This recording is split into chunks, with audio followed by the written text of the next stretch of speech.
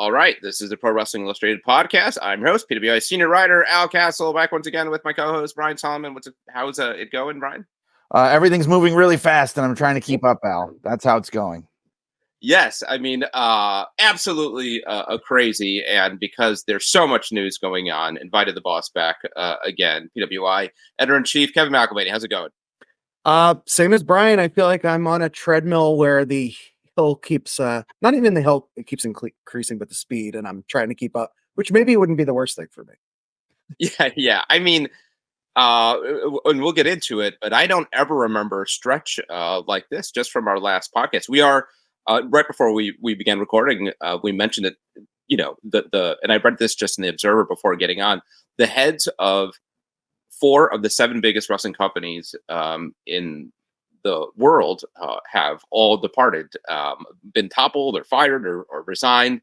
And the reality is we're not going to get to probably most of those because of how much news it's going on. An absolutely insane couple week stretch here for news. I think I wrote you, Kevin, Harry, and I probably already have 6 of our top 10 stories of 2024, done before the end of January with all the news that's going on.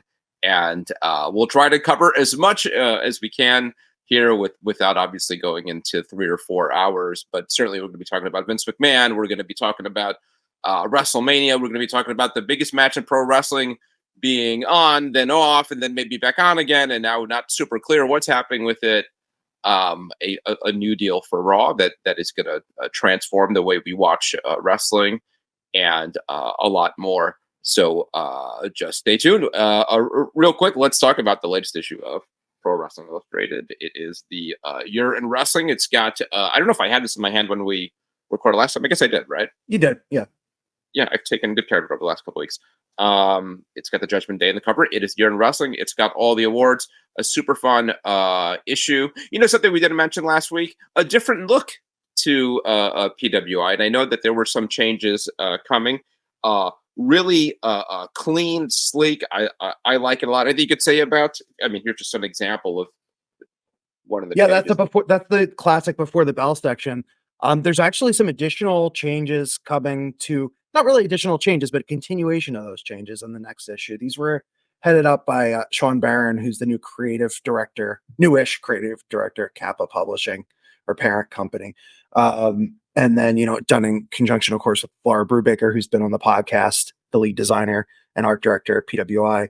The idea was just sort of to make it a little cleaner, more contemporary, be able to, kind of have everything breathe a little bit more. So the text is a little bit smaller. The images are a little bit bigger. There's going to be more in the way of sidebars. The columns are going to be structured differently. We'll have everything organized a little better. One positive outcome of this is that the layout of the magazine will be a little bit more predictable. Because sometimes it's pretty all over the place and you don't know what you're going to find when you open up a specific issue. And in this case, we're going to have, columns all running more regularly, just, most of them, just about every issue. The features will be bright and beautiful, and it's very exciting. So it's all done in conjunction with our 45th anniversary, because 1979 to 2024 feels like a fake year, but it's a real year. And as you alluded to, Al, one of the busiest years we've seen yet, and it's only February. So total aside, a bar that had nothing to do with anything. And given how much news is going on, I shouldn't even mention it.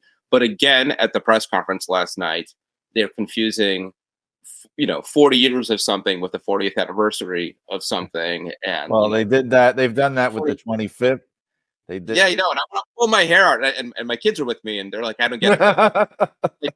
You don't turn 1 on your first birthday, right? Or you do them, so you don't turn 1 on the day that you're born. Yeah. Right. So anyway, let's not even get to it. Anyhow, yeah, it looks really great. Looks kind of grown up.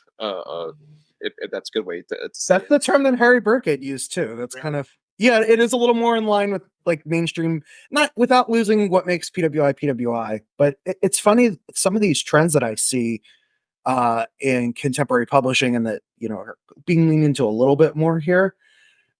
Some of them are sort of timeless, and even though it looks very different in some ways, there are similarities to what the magazines looked like years ago. So Right. I'm looking forward to people's feedback on that and hearing what they think. Anyhow, go and pick it up. PWI-online.com. Lots of cool photos. Here's Seth holding his award for Wrestler of the Year. And we've got the Match of the Year, Woman of the Year, Faction of the Year, Most Hated, Most Popular, all the awards that mean so much in this industry. I mean, these are things that And decades from now. Don't you think that Seth should have busted out that PWI when he was trying to convince Cody that his title was the one that mattered and he should wrestle should've. him? That He was the absolutely moment. I mean, I don't know, break out the plaque, but I mean, Plaque, you are whatever. making the case, right? And you say, like, look, I'm the best in the world, Missed and they know. opportunity. Yeah. Anyhow, again, PWI-online.com, pick up the one issue, subscribe, whatever you want. Obviously, subscribe. You'll get more of your money's worth. You get a deep discount over the cover price. Let's not lose any more time. So much going on. Let's start with Vince McMahon. And in some ways, I feel like we were just having this conversation, I guess it was a couple years ago. And at the time, I was skeptical if this was really the end of Vince McMahon. And it was not. He was back within months. And now this is really sort of the same story coming back with a lot more details. And now we see in his words, and look, I mean, there's going to be the apologists. I've heard from some of them, she's just out for his money, all that kind of stuff. All of that, is kind of neither here nor there. It's almost whatever you think about how complicit some folks might say Janelle Grant, her name's out there, was in all of this. First of all, I mean, there's loads of evidence that that's not true, that she very much was a victim in this case. But regardless, it's almost less about her and more about Vince and what this says about the person at the helm of WWE for the last, whatever it is, 50 years, and how appalling it is and disgusting. I've heard people say, this almost becomes a Chris Benoit situation where the goal isn't just to create distance from Vince McMahon, but almost kind of trying to scrub him from the history of WWE. And clearly that's impossible. I mean, this isn't a guy who worked for WWE or even was a prominent figure. I don't know anybody else who is as sort of synonymous with a company and an industry as a Vince McMahon. So it's incredibly difficult, I think, for WWE, and now especially under the TKO umbrella, part of this larger media company that we've talked about how one of the and sometimes it's been a blessing for WWE and sometimes it's been a curse that they kind of don't play by the same rules because they're pro wrestling. They're not sort of taken seriously. Endeavor, Ari Emanuel, UFC, TKO, these are very much serious business people and will want to have absolutely nothing to do with this. To some extent, it makes you question why they brought Vince in to begin with, because this stuff was out there, and really, I think they turned a blind eye to it. But so much to say here, Brian, I'll go to you first. What does this? And again, I feel like we just had this conversation, but what does this mean for Vince McMahon's legacy, and how does WWE go forward? Well, I think the more I look at this, because we talked about how, this was an issue like a year and a half ago, or whatever. It's clear to me that he really should have just disappeared at that point, because this was going to come out and he knew it was, and a lot of people did. And the fact that he then muscled his way into the whole thing, and it became, like I called it, like the slow moving train wreck of a year and a half. Part of me wonders if maybe that was all done because he knew this was going to happen, and he knew that if it happened before a potential sale, that basically the entire company might have been just sold for scrap at that point. And he wanted to get a sale like this pushed through before this became public. But it's just one big giant mess. And as far as his legacy goes, I mean, yeah, how could it be anything other than this? And it's not like these things were not are completely new, because there's a lot of people out there, I guess, who maybe are younger or they don't follow as closely, who just thought Vince was this TV character, announcer guy or whatever. But I mean, there have been stories about Vince for almost as long as he's been running WWE, and not just in dirt sheets and newsletters and things, like in the news, on talk shows, been talked about. We just never knew in black and white the full extent of it. That's the thing. Like I've been talking to people that I used to work with and things like that at WWE. And even though I personally never heard anything to this degree, I have spoken to people who claim that they have. So this is not completely new, but it seems like this is the final, I guess, reckoning after decades of being impervious to this sort of thing. I think that's now over.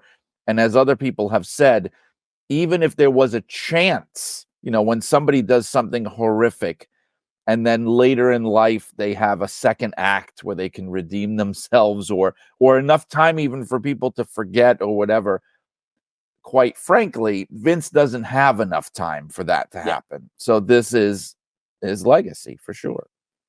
Yeah, and again, I mean, I think that the stuff that makes the headlines is the salacious stuff, the details of some of his sexual proclivities, and I think that really sort of misses the bigger point of how revealing this is about how he sees other people that he works with, and that power dynamic, and how he sees himself, and I think there are overlaps with other stories in the news and other people in power, and the idea of never being accountable. But what I took away from this was, here's a guy who sort of feels like he could do whatever he wants to anyone, and they are powerless to do anything about it. And if they even think about making a move, it's just a matter of signing a check, and you make them go away, and then you just do it to the next person.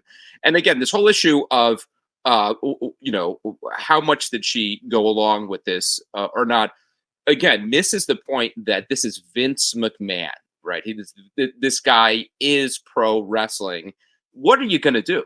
Right. I mean, when this guy is wielding that, the power dynamic is such that, of course, Janelle Grant is a victim. There isn't any other way. And especially, I'm sorry, Kevin.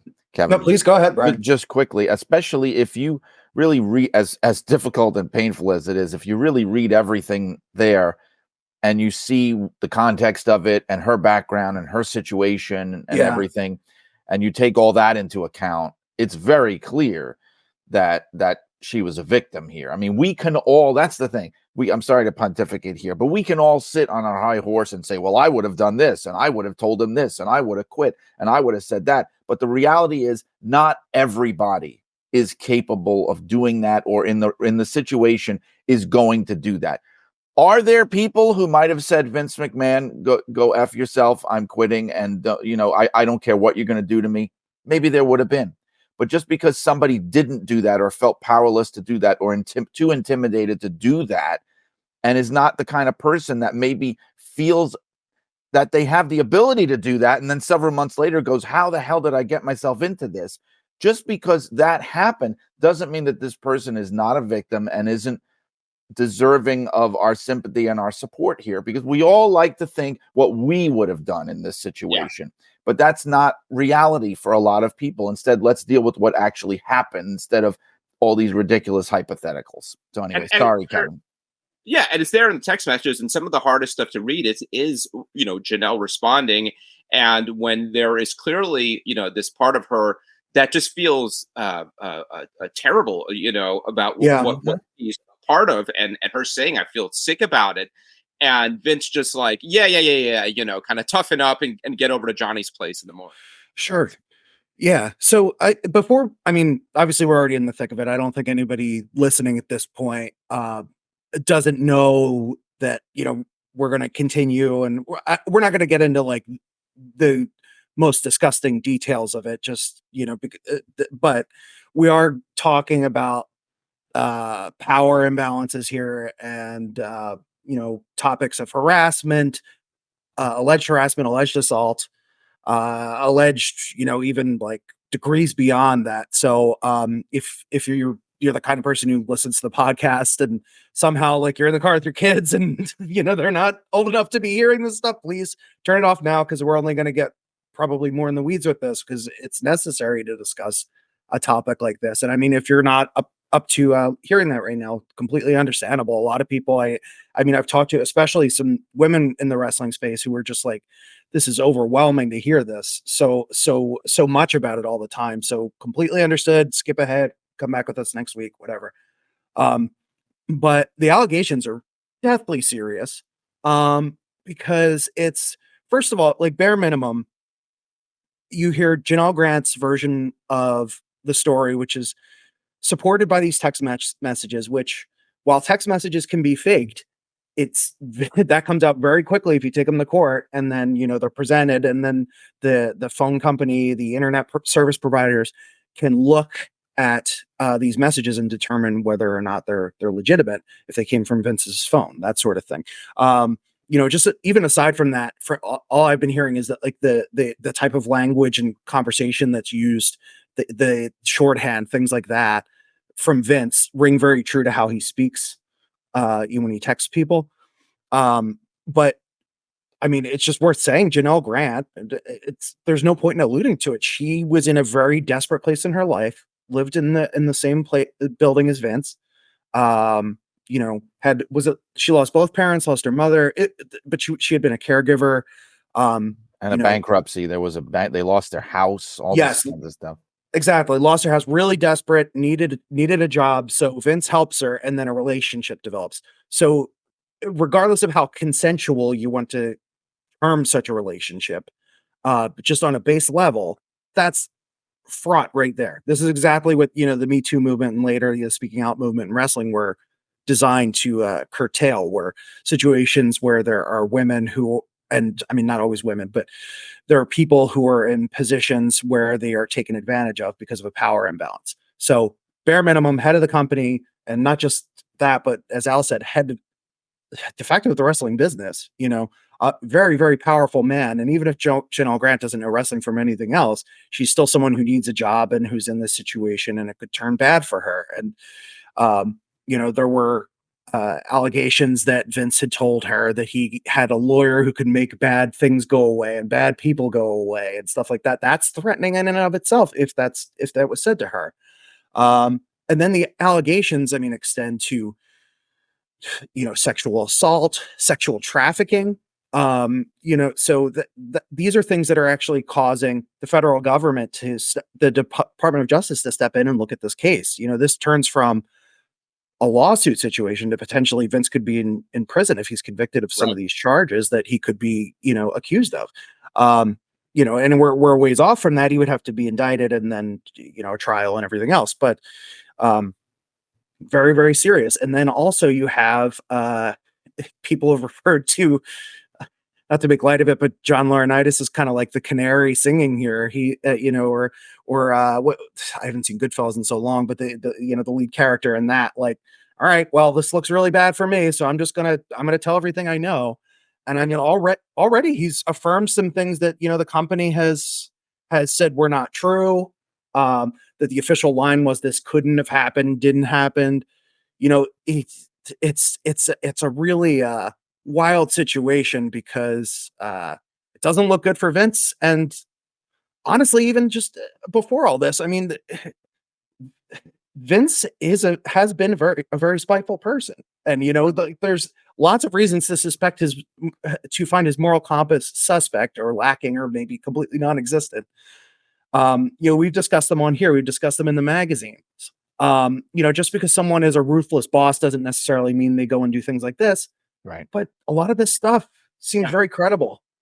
Yeah. And it's one of my big takeaways was that, and it's another reason that I think McMahon's legacy is so hurt, because it's not just that these are awful allegations, but it really exposes him as someone who is not very smart, has really bad judgment, and I think, and who's most the biggest part of his success, the trait that he carries that has been most key to his success is just ruthlessness, right? Just not that he's really bright or visionary or anything.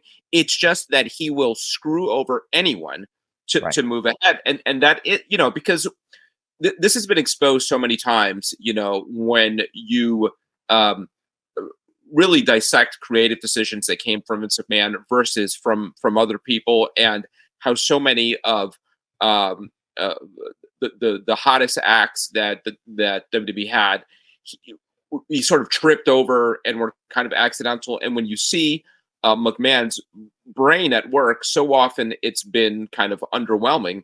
But what he has had, and it is what destroyed the territories and made WWE the juggernaut that it was, and what allowed them to win the Monday Night War is just ruthless aggression, right? I mean, they even Made it named the tagline. Yeah.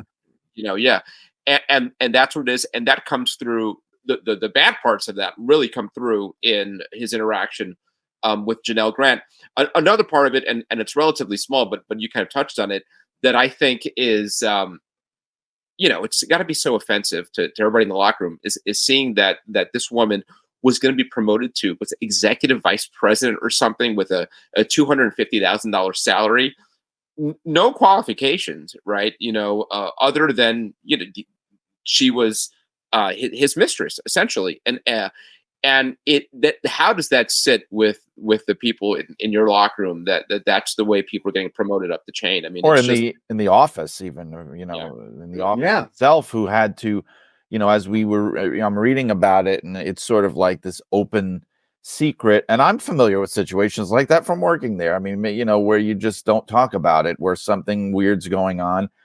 Clearly everyone around just knew, okay, we know why this person is here. And it's just a very toxic culture. Again, not news to people who follow it for long enough, but I think when you see it in that much detail right in your face in an undeniable way, it really brings it home. And then you get people, I know people that I worked with, and over the years, talent and office people who generally you're always afraid to say too much because this person has so much power and nobody wants to burn their bridges and all that sort of thing. There was an article that just came out in Slate by Josie Reisman, who is the most recent biographer of Vince McMahon, where she's been in touch with Bret Hart ever since writing the book. And Bret Hart went on the record saying, that this is the last straw for him. And it's interesting how, I'm one of those people who never believed for a second that Bret Hart ever changed his opinion about Vince McMahon. I mean, it was a matter of business, but it seemed on the surface like they had reconciled and this whole sort of thing. And you have Bret saying, A, that's completely him in those text messages, because that, regardless of what people may think, that is how he texts. And B, saying I'm embarrassed that I ever respected him or thought maybe that he was better than this stuff. I'm embarrassed to feel that way. And that's Bret Hart saying that. So there's going to be more of that happening now that people are less afraid and intimidated to speak up. That we're going to see this play out over years, I think. And that's a real key part of the story too, is the stain that this puts on everybody else that sort of defended Vince over the years, right? Yeah. Anybody who's had good work, The Undertaker, Dwayne Johnson, who just joined their board of directors at TKO. It's like all you people have talked about Vince being this father figure to you, and it's clear you're left with nothing but the impression of a really bad person and an awful human being. And another point. Not just sort of malicious and predatory, but pathetic, right? I mean, that was one of my takeaways too. I mean, seeing him getting off on showing photos to crew members and the validation that it gives them. Oh, they popped so huge when I told them this. It's sad. I mean, it really 75-year-old man. It's bizarre. Yeah, Glenn Quagmire vibes, honestly, in a really bad way. It's just And it also makes you think, and I know that this isn't even that important in the grand scheme of things, but one of the reactions I had, and I know other people have had, is how in the world would he even have time to do all this stuff? All we ever hear about is how he never sleeps and he's so driven on the business, and he's, a micromanager and all this. How in the world is all this even going on? It just seems to be and it plugs into what you're saying, Al, that I just don't think he is anywhere near as sharp or intelligent or shrewd as people assumed that he was. I think, like somebody else that we're not mentioning by name here, he's It's the somebody. exact same thing. It's branding, right? Right, right, It's and it's somebody who's willing, who's not very smart, but is just willing to be ruthless in ways that other people are not, and to have no respect for societal norms, and to just so much of society is held together not by laws and things, but just by people saying, "Well, that's something you just don't do. You just don't do that." And so when you get somebody who says, "Well, I don't care about that," like they're obviously able to succeed to a very disturbing degree. That's Yeah. what we're and seeing here. and it's funny how a lot of these people are connected, Yes. and they Yeah. knows and threw Dana White's name into that as well. And we know who Dana White is often, dragging to his UFC shows at in the front row. And, there's Dana White slapping his wife on video. Nothing happens to him. No accountability. And again, the thought is when you are at a certain power and you have a certain amount of money and certain influence, the Yeah. rules just don't. And again, under Endeavor. I mean, like Yeah. you have something like that happen and slap on the wrist. Basically, I think he wasn't on Power Slap, which was, an abomination in so many different ways. Yeah, he put Power Slap on right after that. It's unbelievable. And I think he was out of one episode or something like that. But that's, I mean, whatever, that shit tanked. Because of that, this is crazy. I'm not convinced that we have seen the last of Vince McMahon. And which is insane. Like, I know. like how and the fact that we thought so many times he was out, and he clawed his way back in, but after the sale. But the difference here is why I think this is different is he doesn't have the power that he had before. Right. What happened? But he technically before, didn't after the sale, though. No, but he still had. But right after the sale, he didn't. You're right. But he was able to force his way back in, as we know, a year ago, because he still had voting power. He was able to do this whole ridiculous kangaroo court where he elects himself to the board of directors and fires half the board and does all this. He can't do those things anymore. So in order for him to come back now, he would really have to be fully abetted by the board of Endeavor, by Ari Emanuel and all these people. And I just don't see how it's in their interest to do that for him. I really don't. As much of a boys club as this is, and I think that's a big part of the problem. I would have argued that before, though, too. But I guess the difference now is you have this level of detail that was like, I think some people were willing to sort of turn their heads before and cover their ears and say, "Oh, that's an affair. It's none of our business." Blah blah blah. But Right. I mean that's there's alleged to be so much more here. And like Al said, even if it's even if you just take on a base level, them being in a consensual relationship, no, not really, because there's such a power imbalance there, and the circumstances for life at the time, and it's think so messed up. Sorry, Brian. Go ahead. No. I think that his being carried over like that and disgusting. I think it was a condition of the sale. I think that's part of it. Like the sale wasn't going to happen unless he was a part of it, and that's why he voted himself back in, because he didn't want to be shut out of the cold. Like you could probably sense that a sale was going to eventually happen, so he wanted to get a sweetheart deal. But if you notice, like, yes, they had to play ball with him to make the sale happen. But before this even came out, for weeks before, there was this gradual, like, almost neutering of Vince McMahon. Like we are really kind of putting him out to pasture. Like that was happening even before this, where we knew he wasn't involved in creative anymore, where the board members were making these bold comments. And we saw the thing in the SEC filing about how he was a liability. Like you could sense that there was this, okay, now that we made the deal, now it's time to start phasing you out kind of a thing. And this just put the cherry on top. Like I just don't, like I said, I don't see them allowing him to come back. I could be proven wrong. We'll see. I largely agree. I just, again, I've thought that before too. And I don't know what cards maybe McMahon and the McMahon family still have up their sleeve to play to somehow, regain control of the company.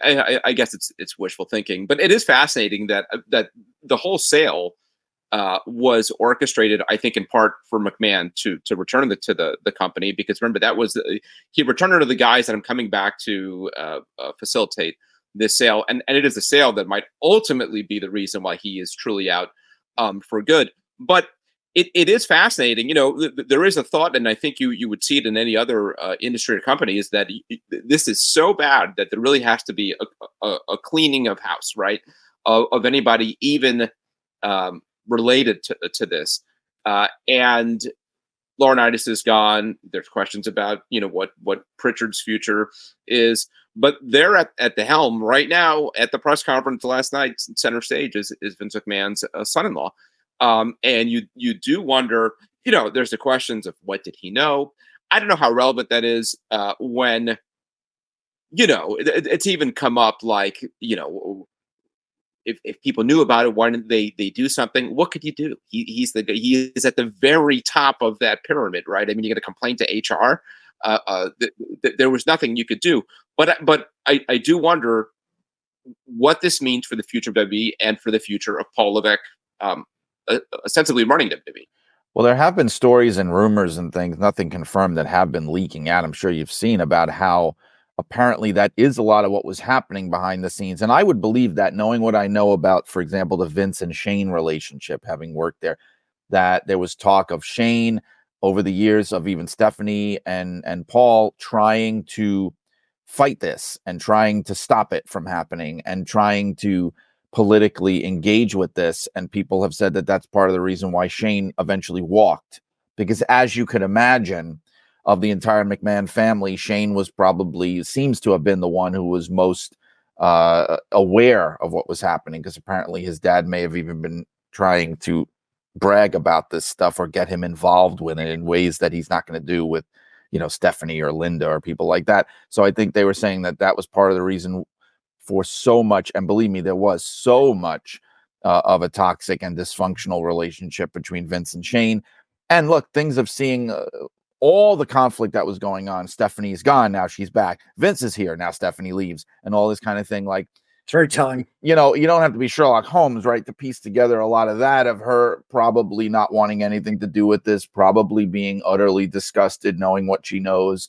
As far as Paul Levesque, Triple H goes, like, my biggest thing with him from a public image point of view is that Royal Rumble press conference. Yeah. That could not have been worse. I mean, yeah, I understand that he's the creative guy and it's not really his role but there should have been a prepared statement. There should have been something to get in front of this. There maybe should have been Nick Khan or Ari Emanuel or somebody kicking it off.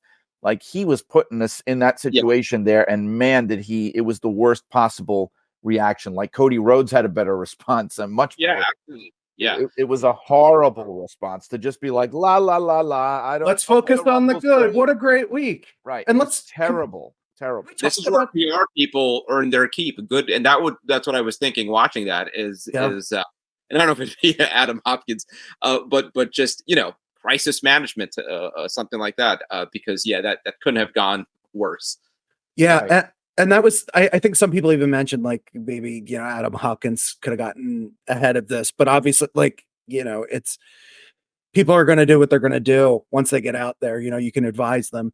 And very possible he was advised to say one thing and then, but who knows? It's all speculative, but, looking at that, where he talked about this amazing week or awesome week or however he described it, which was just like, which of course it began awesome, WWE Raw, which is, number one story any other time, goes to Netflix as of 2025. The Rock appointed to the board of directors. To me, typically when reports like this are going to drop, and the lawsuit was going to drop, and there was the report that was ready to go with it, the involved parties are contacted and made aware of this. And, a few days after all that happens, I'm not saying, like, the Netflix sale was probably going to go through anyway, right? But The Rock being appointed to the board of directors right before Vince is going to be implicated in all this and then have to step down. I mean, because what other outcome? Yeah, it's coincidence. How can that be a coincidence? And it really is just like, it's, and we could talk about how everything since has been kind of like, you were alluding to this before we started recording here today, Al. Like, a lot of this is like damage control for it. You have to kind of, don't look over there, pay no attention to the horrible snarling beast behind the Iron Curtain, the big curtain there. But one other thing to mention with this, you talked about Vince sort of bringing this on himself, and the thing is that reportedly this basically Janelle Grack came out with all these details in this lawsuit because she was not paid the sum that she was due. And then apparently Vince just thought, oh, I don't have to pay it because she spoke to somebody off the record, I think, and resulted in this previous Wall Street Journal story. And it's just completely violating the terms of the NDA. Like what kind of just hubristic, again, deluded dip at you're Teflon, you're bigger than all of it. And this applies to you. Absolutely. I had the same thought. I mean, he could have, as he has for the last 50 years, swept this under the rug. But was too kind of dumb, narcissistic to even take the steps that it would take to do that. Maybe this is a transition into everything else that came out of it and means going forward. And it's crazy because even something like CM Punk now being sidelined for 9 months, it becomes almost an afterthought, and that would be one of the biggest stories. But that has a hand also in everything that's played out. So this happens right in the beginning of their build up to the biggest time of the year for them, WrestleMania season, and lots of moving parts. The Rock joining the board, everything else. Royal Rumble. I'm not even sure how to get into all this, but we could talk about what happened last night if you want. I mean, they're really trying to load up WrestleMania 40 as they should. I mean, it is WrestleMania 40, and as you touched on, I think it's important for them to kind of divert attention from bad stuff and focus it on the biggest show of the year. You would think that they were dealt this perfect hand in having the opportunity to do a match they wanted to do for years, and arguably what I certainly thought was the biggest match that you could do in the last 20 years. And they had it, and they seem to be walking away from it, which is so incredibly fascinating. That we're talking about The Rock and Roman Reigns. They presented it. And again, it seems like from one day to the other, they can't make up their minds, and some of it is out of their hands. It is apparent that plan A before everything was Cody Roman, Seth Punk. Then Punk is out. Seth doesn't have an opponent anymore. Vince is in all kinds of trouble, so they're moving pieces. They make the decision, well, the biggest match we could do, Rock and Roman. With Punk out, we could do Seth Cody. Fans reject it. Fans want Cody in that main event, and now it's kind of, for Cody at least, a good problem to have, right? That he has become so big that he's sort of bigger than the biggest match that WWE could present.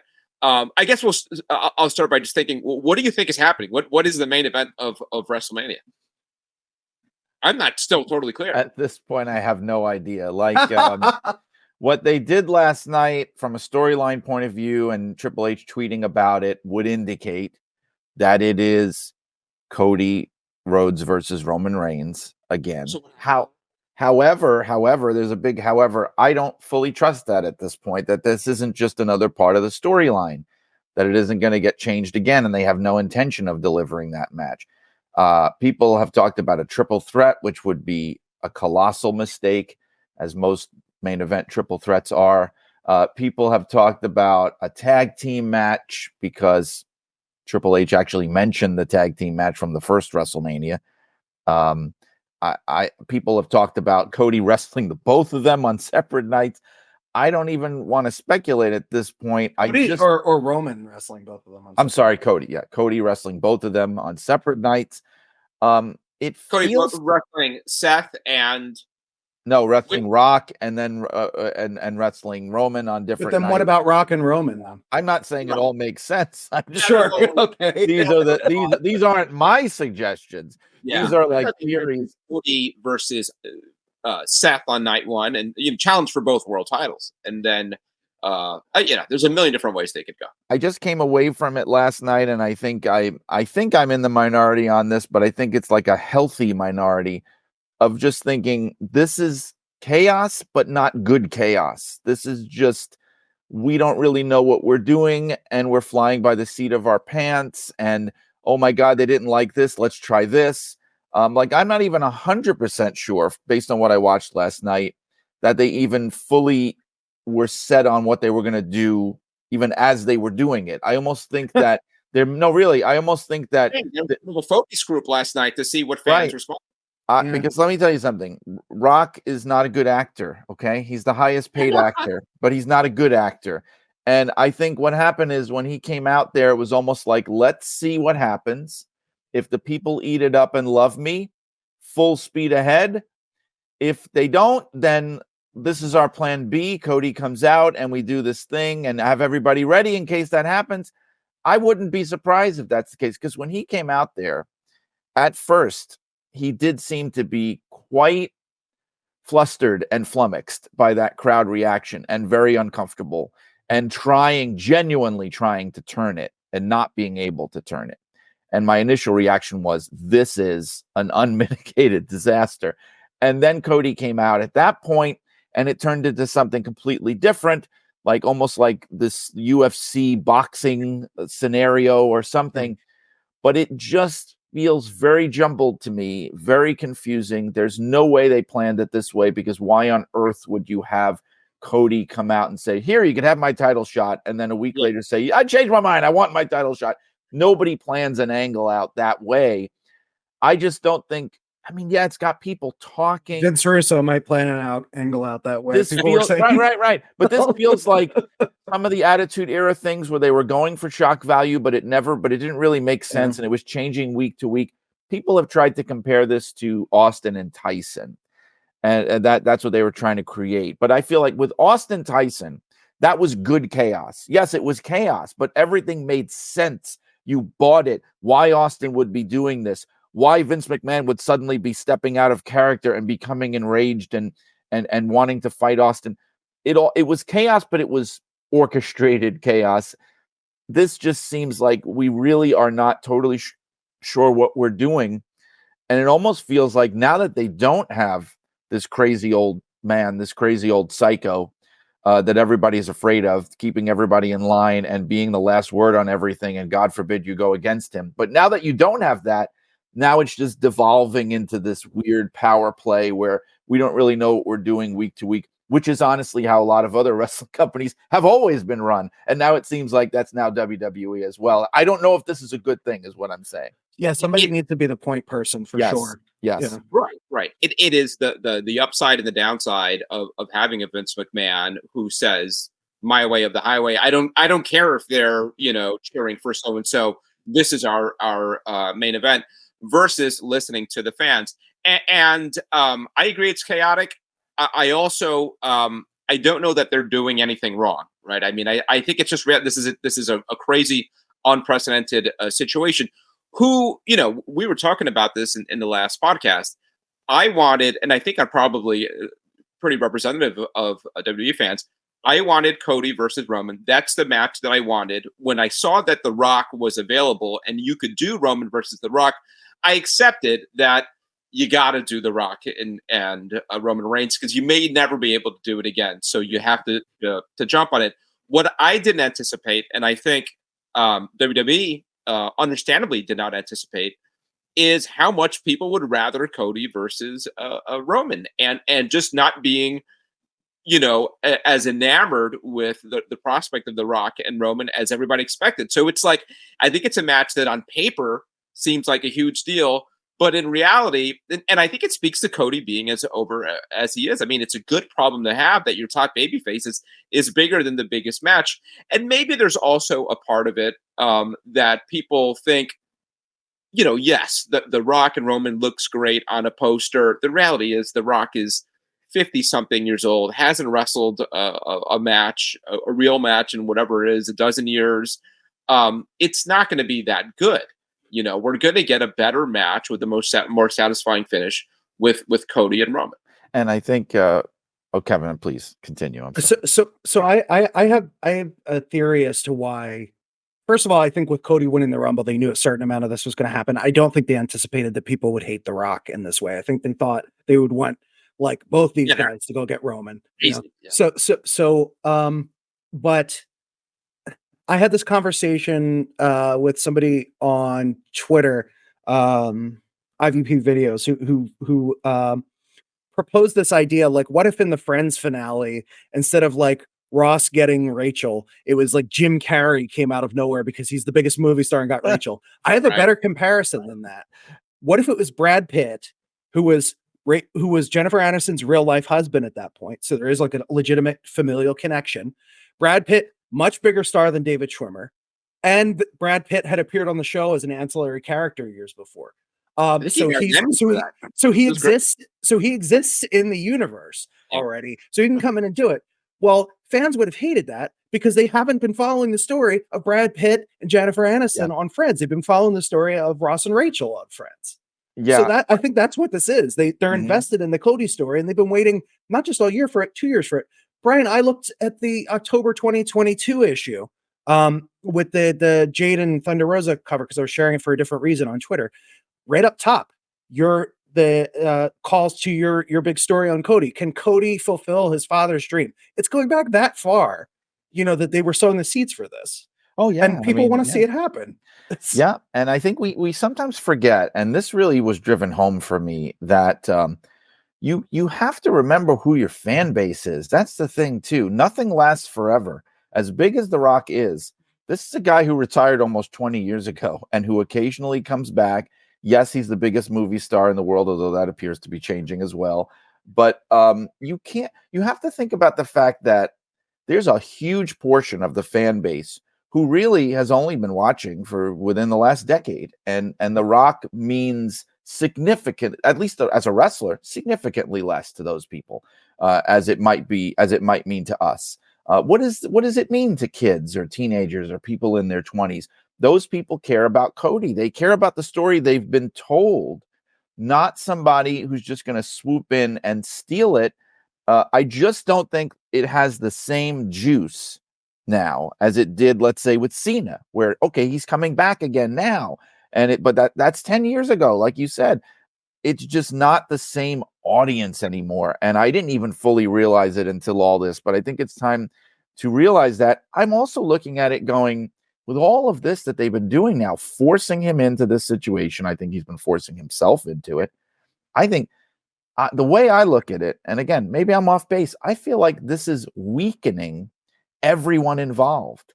Roman is now like a second banana, and he's already been losing steam. The Rock has been like destroyed as far as like this legend that they could bring in now and then for a pop. That's over.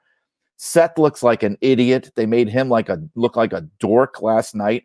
And I even think it's hurting Cody because for the first That's the one I'm not sure of. I mean, I think there where Cody comes out bigger because of this. Yeah, it could happen, but I think in the moment now, last night was the first time guess what? Finally, some of the audience turned on Cody. The first time we ever heard that. Cody sucks in response to, we want Cody, right? So there's now like this little portion of the fan base that's had this thought put into their head, like, nah, we want The Rock. We don't want this match like we thought we did. And how come he didn't do this? How come he stepped aside for Rock? He looks weak. Like, there's a portion now. The seed's been planted of the thing that I've been afraid of happening for the last 2 years, which is the fans turning on Cody. That's one way of looking at it. The other way, again, is that it says something about how big Cody is, that you present the biggest match you could possibly have in the Rock and Roman Reigns, this match that's been talked about even in the mainstream on, Jimmy Fallon, it was built into the Rock's show, Young Rock on NBC. It's like the dream match of dream matches, these two cousins from the same family, biggest stars in wrestling. And Cody is so popular that he trumps all of that. People want him more than they want all of that. So, but I agree. The downside is that, yeah, you're going to get some pushback from the Rock contingent, and it might soften Cody a little bit. I think there have been some missteps in the handling of the Rock. For one, after him being absent for so long, we've gotten kind of a lot of The Rock over the last few weeks, and so that first pop that he comes through and The Rock is back. Imagine if we didn't get if we hadn't seen Rock for years, as it had been. How many years it had been since he had even been on WWE television, and the first he comes out is on SmackDown when Cody introduces him. It would have been a different pop, but we've seen him, whatever it is, 2-3 times just in the last several weeks. Then him joining the board of directors, it's like, how much he's the boss now. He's an executive. He's booking himself in the main event. So some of that I think was a little tone deaf. I agree. This is fraught with all kinds of potential risks. I think there's a way that they get out of this and where they want to be, with Cody positioned as the top guy, super over. The other comparison, that isn't Friends is WrestleMania 30, right? I mean, and it was kind of the same with everything had been building to Daniel Bryan. The fans wanted Daniel Bryan. They get an opportunity to bring back Batista, who had become something of a Hollywood star. Yeah. They slot him in this main event. Fans are like, no, we don't want this. And Daniel Bryan came out bigger because of it. So that's kind of a more clear parallel, I think. But it's tough because, do you want to sacrifice The Rock? I think you're absolutely right, Brock. The Rock means a lot less now in some ways than just a few weeks ago. I think it's interesting, and I certainly could have predicted this, that one way they're trying to roll with it is kind of essentially a Rock heel turn and aligning him with Roman, that was my assumption from watching that's what's happening. I mean, he becomes a member of the bloodline, I guess now. I mean, he's sort of like The Rock's muscle now. Yeah, right. Like that's what I mean of even Roman being downgraded, because it did feel like now they're in league together. They had that big like Predator, Arnold Schwarzenegger, Carl Weathers handshake that they did, and they did that backstage thing with Triple H, where it really does seem like they are now together. And by the way, like this is a quibble, but for crying out loud, in such an important moment like that confrontation, why does The Rock have to curse up a blue streak where we don't even know what the heck he said? It would have been a much better moment if it wasn't all bleeped out. But I think now even Triple H looks bad. Even he now has been made to look weak in this scenario. Like everybody looks weaker than they did when this started, to me. I'm kind of with Al in that I think they can stick the landing on this. And there's validity to what was said about the Daniel Bryan and Bryan Danielson now comparison. But I think the difference here is, as much as they want to try and rewrite history, a lot of that really was they had to be dragged kicking and screaming into that situation. Whereas I think they're trying to sort of artificially recreate it here in a lot of ways. And they are, right. And I think the biggest issue is that they're not quite sure how they want to do it. They don't have a real game plan for how to do it. They just want to throw a bunch of, I hate to use the term, but work shoot stuff at the walls, get people riled up. And I think it's having some unintended consequences because it's diluting the reactions these various people are getting. So I don't know. I mean, they can certainly turn it around. They have time to turn it around, but it feels messy right now. And I think we are in the minority for saying that. But I mean, what was super clear, at the end of the presser last night when they threw it back to Punk and Big E and Cole, and Cole, I'm sure getting directions in his headset is like, promote, Roman versus Cody. That's the match.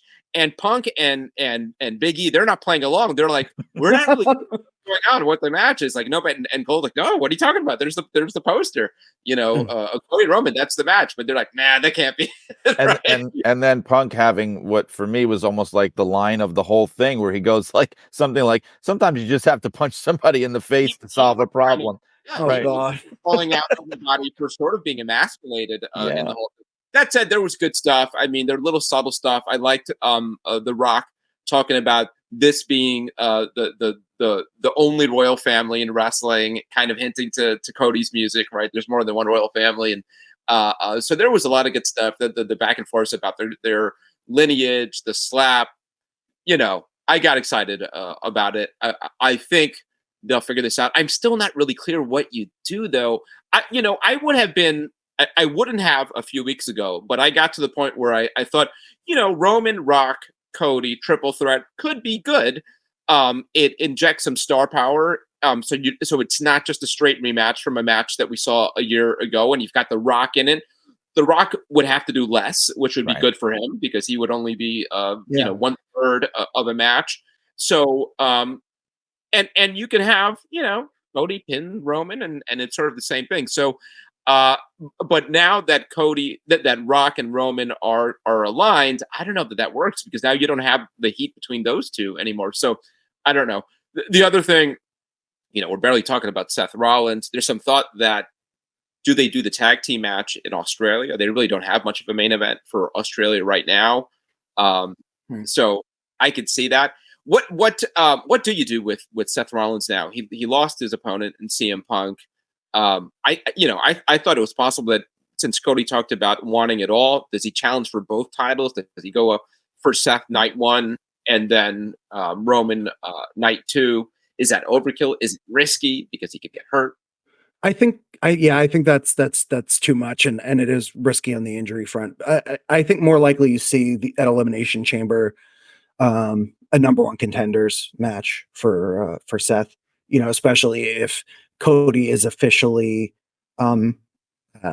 challenging Roman, or at least that's the story for now. Uh, not to bring back with all the stuff we started with, but like this is a hell of a way to divert everyone's attention, Yeah. at least within the wrestling sphere.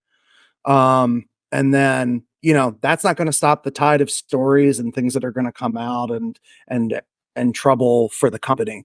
But it's worth acknowledging that this is very yeah. I mean, I used the term damage control before, but we want to cover the wrestling aspect of it. I don't want to stick too much on the business side, but like, it is a topsy turvy time. And I feel, I'm going to try and get this episode up today after we record it because things change so fast.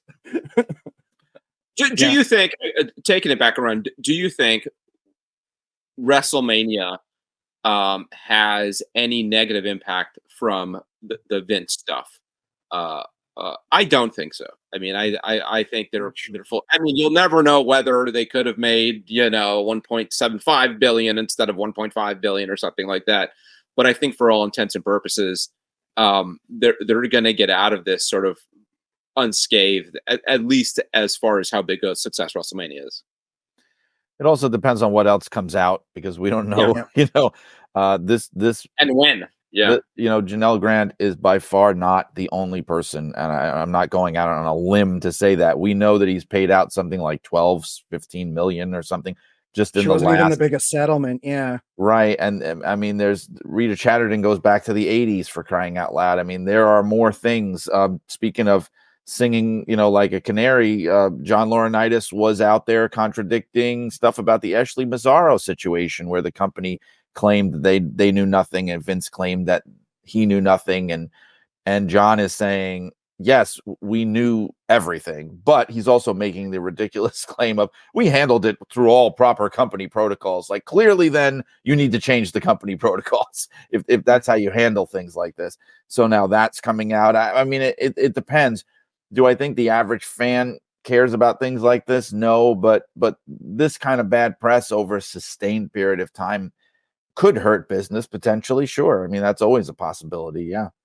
Yeah, I think the next big shoe to drop would be an indictment, right? Because the Janelle Grant suit is not going to go to trial, right? I mean, this is going to settle, I would think, unless she wants the lawsuit.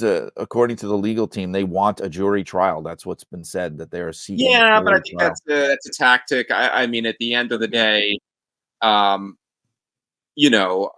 think you go with a pat hand. I think she knows that they could get a huge settlement, and there's always a risk of going to trial that you leave with nothing. And clearly, McMahon is going to be motivated and all of WWE is going to be motivated to come up with some kind of settlement, so you don't go through discovery and everything comes out. So, but I do wonder, if WrestleMania week. And I don't know realistically how quickly it could happen, but do we see McMahon in handcuffs? And what does that mean for the show? Right. Because some of it may also be out of the hands of Janelle Grant and a legal team. Like there's situations where, especially when you hear that federal agents are investigating and things. There's situations where something becomes a criminal case, regardless of the civil aspect of it. There could be a civil lawsuit as well, which is something where you settle. But if it's an actual full-on criminal case, United States versus Vince McMahon, there is no settling in a situation like that. That's the thing. Like, if it does get to that point, then it goes to trial regardless. There's no settling with the US government. So like, if it goes in that direction, then he's done. Legal agreements. There's right. No, right. But there's no, right. You can, but it becomes a very different animal if it gets to that point, and you look at very, very serious possible legal repercussions for Vince, even possible jail time. That's not off the table here. Yeah. Let's move way down in the importance scale, but there was a lot of other news coming out of the Rumble and relevant to WrestleMania. The whole of the Royal Rumble with Bayley winning it, going on to challenge Io. Not super clear still what's happening with Rhea. They had her face off with Becky, which sounds like a fine direction. But they also had Bianca come out and kind of cut this promo, and their Elimination Chamber. Maybe that becomes a triple threat. And any thoughts? And the Women's Rumble, there was a lot of news in it between Jordan Grace coming out and Jade. I mean, these are all stories that, again, any other week would be such a big deal. Jade Cargill debuting, Naomi. Right. So yeah. I should just say with the Women's Rumble, and there were a few awkward stretches in it. And for that matter, there were a couple in the men's as well. But Laura Brubaker, our designer, believe it or not, had never seen a wrestling show before. She'd seen like bits of wrestling matches and stuff. As wild as that sounds, her focus has always been on the design, lending her artistic perspective to what we bring to the table on the wrestling side. So she and her husband Mike came over and they watched the Royal Rumble with us. And she by far preferred the women's match because there were so many personalities on display. There were, the crowd was really into it with the surprise reactions. You had Naomi's return. You had Jordan Grace coming out with the Knockouts World Title belt, and acknowledged as such, as a member of the TNA roster. And she hung in there for a while, only eliminated by like this really just sick looking KOD from Bianca on the apron, which I was like, oh man, I see why they brought Jordan in. Like somebody has to, if somebody's going to do this, you can handle. She can handle it. She's used to a very hard-hitting style. You had Jade with the star turn in the match. It was just a really, it was a cool thing to see. And I think it was very positive for, for women in wrestling overall. Because then you had TNA turn around and they had the Jordan thing, like her road to the Royal Rumble showcased on their TV. And obviously TNA, there's some changes there, and you alluded to it up top. Scott D'Amore is now out. The details are not quite clear on why that is now. There are lots of speculation. But certainly a lot of the talent is not very happy about it. So it's kind of like a mixed bag for them in that regard. They got this boost from the rebrand and from the Rumble, but that's a whole other topic we could get into. I could go on about the Rossio Gala Stardom stuff with him being gone, right? And there's some stuff I know a little bit more about that situation just from talking to people around it. But like you said, there's too much to get into. We can't even really crack all of it. Yeah, and that's I had a bunch of other topics here. Sting winning the tag team title, the new WBD Disney streaming platform, and what that means for AEW, and Carmelo and Trick and NXT. They finally had their big breakup, and it seems to be headed for probably NXT's biggest match of the year. But yeah, obviously we can't get into all of it. As far in as much as WrestleMania is the biggest thing on the horizon, we've already dissected the main event a lot. What are some other matches that seem to be coming into place, and how is it looking? So I guess the only other thing we know officially is Bayley and Io, and it should be a really good match. I think we all know that's not going to be a main event. That's going to be somewhere in the middle of night one or night two.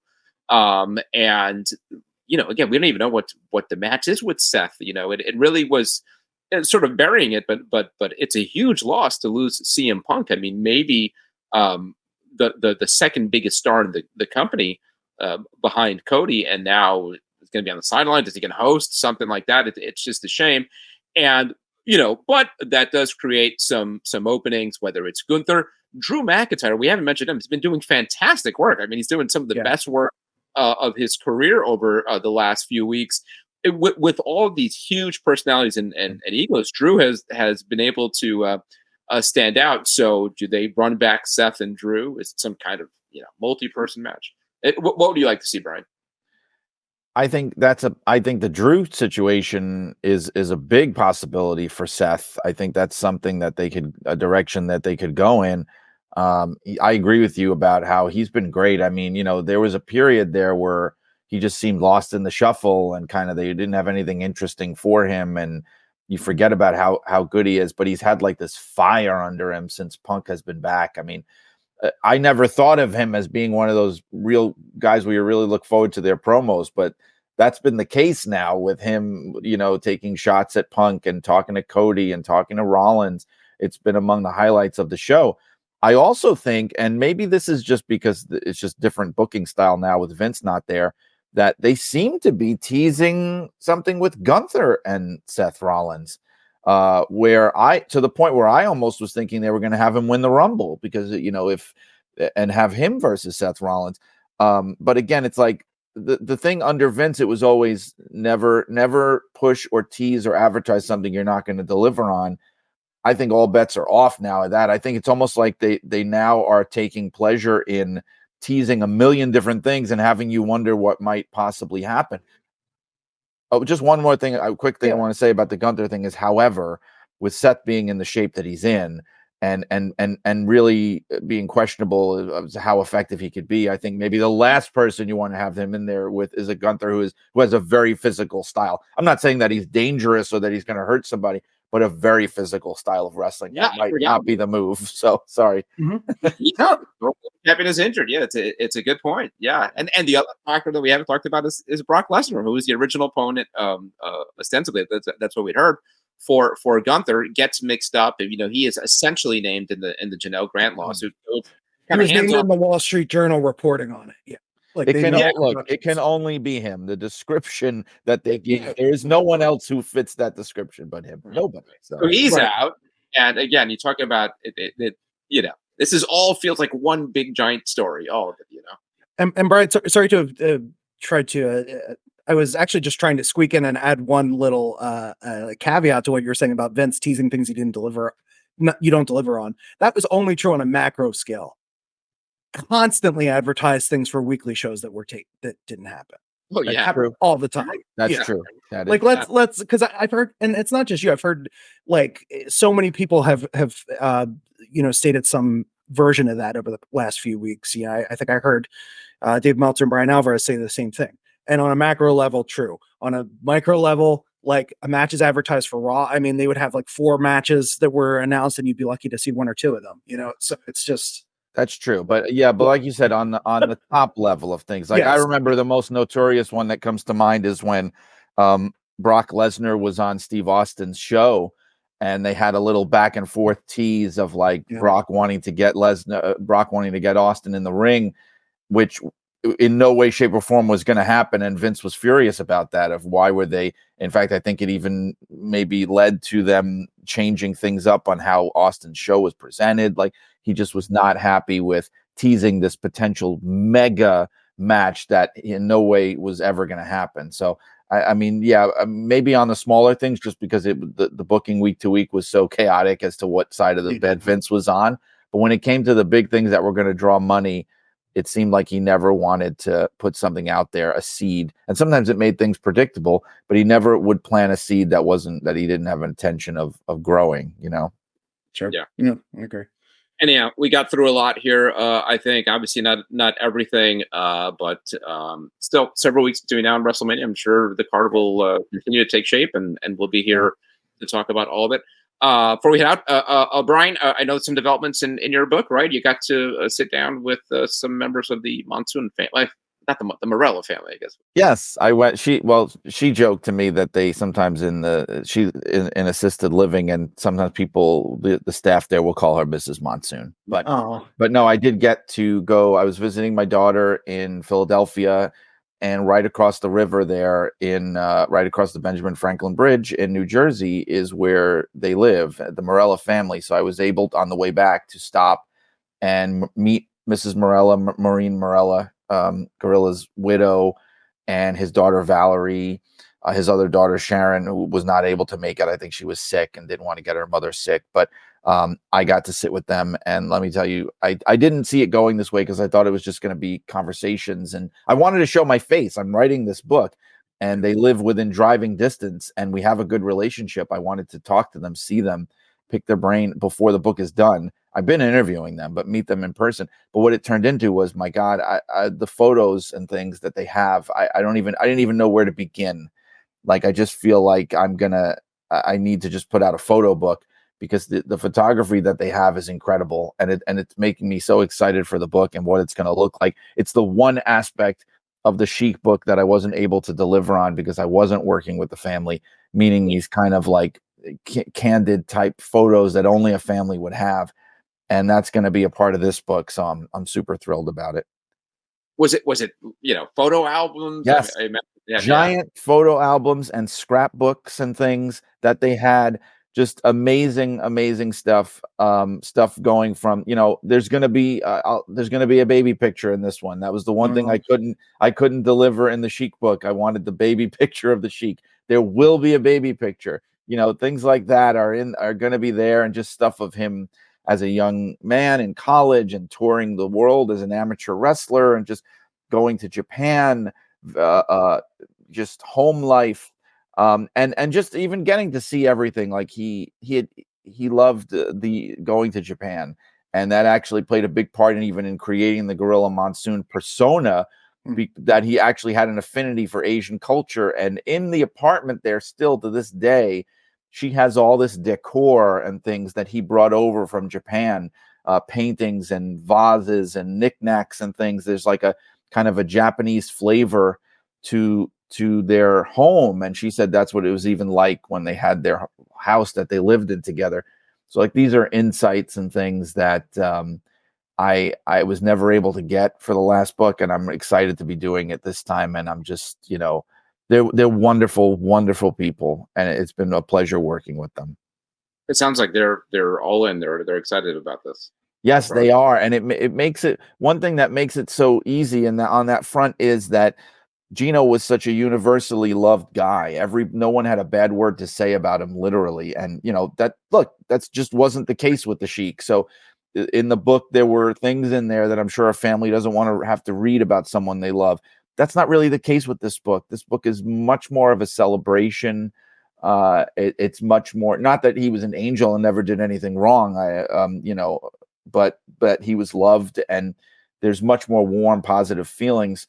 So that's a big reason why it's much easier to work with the family, because they understand what I'm trying to do here. This book is a celebration that's long overdue. So I'm excited. And for people that have no idea what we're talking about, the book is Irresistible Force: The Life and Times of Gorilla Monsoon, which I am hard at work on now, and I hope to have out within a year from this moment that I'm speaking in. So excellent. Can't wait for it. Yeah. Kevin, anything you want to promote? Magazine? What? I know I just conducted a pretty fun interview for. yeah. That's so that one's a little bit of a ways off, although not too far off. But we do have a new digital edition dropping next week with the May issue, which we once again, this isn't something I'd intended to do, but we once again have this big spotlight on Japan with lots of photos from the big events around the beginning of the year. We have some very cool interviews in there, some surprising ones, I think, even. And there may or may not be an alternate cover for our UK audience for this one, which will be fun for collectors because we'll have some copies that for sale on our website. So that's coming up. You'll actually print it with two different covers. Oh, that's really neat. Two different cover photos. Yep. When's the last time we did that? Have we ever done that? I don't think we've ever done that. Yeah. Wow. Very cool. Wow. Exciting. All right. PWI-online.com, place to go for all of it. Guys, thank you so much. Let's pray that there's not this many things again. Let's keep things kind of calm until then. All right. Thanks everybody for listening, and we will be back.